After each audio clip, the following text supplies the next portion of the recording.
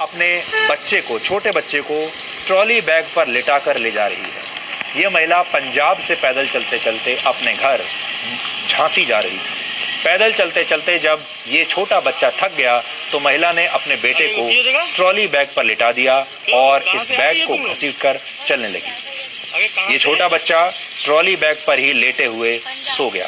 बताया जा रहा है कि ये माँ बेटे करीब 800 किलोमीटर पैदल चलकर पंजाब से झांसी पहुंचे हैं। तो ये भी एक भारत है, ये भी देश का एक हिस्सा है। हम कहते हैं हमेशा कि एक इंडिया है और एक भारत है।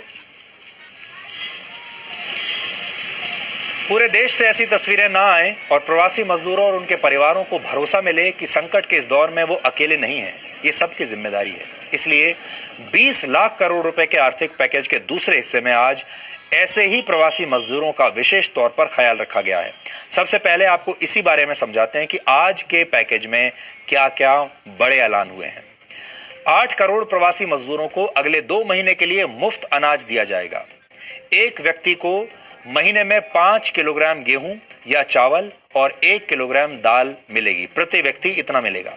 अगर किसी के पास राशन कार्ड नहीं है तो उसे इस योजना से दूर नहीं किया जाएगा।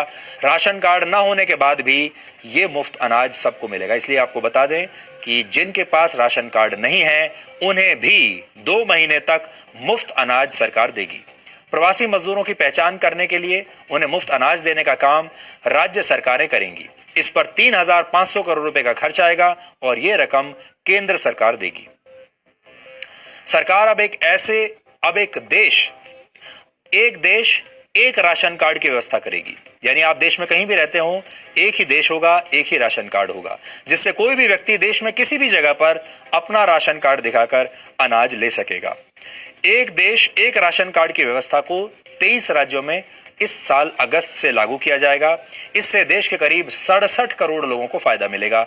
अगले साल मार्च तक पूरे देश में इसे लागू कर दिया जाएगा। जो प्रवासी मजदूर शहरों से पलायन करके गांव जा रहे हैं, उनके रोजगार का भी इंतजाम सरकार ने किया है। 1,87,000 गांवों में अब तक 2 करोड़ 33 लाख लोगों के लिए मनरेगा के तहत काम का बंदोबस्त किया गया है। दैनिक मजदूरी को 182 रुपए से बढ़ाकर 202 रुपए कर दिया गया है। प्रवासी मजदूरों के रोजगार पर अब तक 10,000 करोड़ रुपए खर्च किए जा चुके हैं। आज सरकार ने यह भी बताया कि वो मजदूरों के लिए पूरे देश में एक समान न्यूनतम वेतन की दिशा में बढ़ रही है। एक समान न्यूनतम वेतन के लिए राज्यों से बात की जाएगी और न्यूनतम वेतन को तय करने के तरीके भी बदले जाएंगे। सभी मजदूरों को आधिकारिक तौर पर नियुक्ति पत्र मिलेंगे। वर्ष में एक बार सभी मजदूरों का हेल्थ चेकअप होगा। कर्मचारियों के लिए एम्प्लॉय स्टेट इंश्योरेंस कवरेज पूरे देश में मिलेगा। सरकार प्रवासी मजदूरों को शहरों में कम किराए पर सस्ते मकान भी दिलवाएगी। मजदूरों के रहने के लिए शहरों में सरकार अफोर्डेबल रेंटल हाउसिंग कॉम्प्लेक्सेस बनवाएगी। इसके अलावा उद्योगों को और कंपनियों को ऐसे हाउसिंग कॉम्प्लेक्सेस बनाने के लिए सरकार प्रोत्साहित करेगी और उन्हें मदद भी देगी। कल छोटे उद्योगों के लिए सरकार ने बड़े फैसले किए थे। आज प्रवासी मजदूरों के दर्द को समझा गया है। गरीब लोगों की बात की गई है। उनके रहने, खाने और रोजगार का इंतजाम करने वाले फैसले किए गए हैं। ये वो लोग हैं जिनकी मेहनत और पसीने से हमारे शहर बने हैं। लेकिन इस संकट काल में इन पर ऐसी मुसीबत आई कि इन्हीं शहरों को छोड़कर ये जाने पर मजबूर हो गए। इनमें कुछ लोग किस्मत वाले हैं जिन्हें घर जाने के लिए कोई साधन मिल गया, नहीं तो अधिकतर प्रवासी मजदूर शहरों से पैदल ही अपने गांवों की तरफ निकल पड़े हैं। ये लोग सैकड़ों किलोमीटर पैदल चलकर किसी तरह अपने घर पहुंचने की कोशिश में जुटे हुए हैं। और ये ह्यूमन साइकोलॉजी है कि हर